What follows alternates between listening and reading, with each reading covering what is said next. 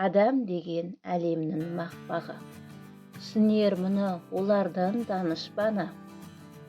Әділетті болу үшін алдымен мейірбан болу керек.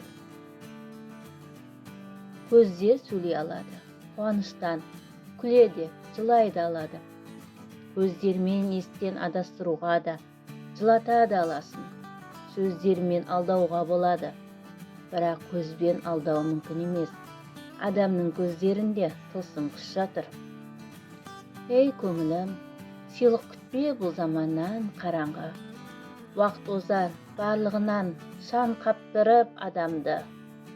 Дерттің әр сәт күшейеді, ауырады тынымсыз. Күткенімен мына уақыт емдемейді жаранды. Жас та өтер, бірте-бірте кәрі де өтер. Баянсыз бұл жалғаннан бәрі бекер. Жаһанда мәңгі жасар жан жоқ сірә. Кетеміз, кетті, келер, тағы кетер. Жұлынған көз сыйлануы тиіс. Жазыла басталған өлең аяқталуы. Ал сүйікті әйелім бақытты бол.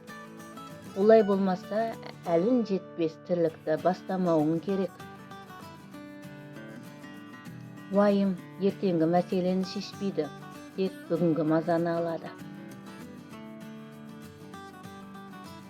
Өмірде дана секілді сүргін келсе, екі басты қағиданы жаттап ал. Әр нәрсені жегенше аш қалған дұрыс. Әркіммен өмір сүргенше жалғыз болған дұрыс. Ақмақпен достық құрып жетіспейсің. Дананың берген уын қабылда да, ақмақтың қолынан алтын алма. Әрекет етпей арманға жетуді ойла, егін екпей оны жинаумен тең.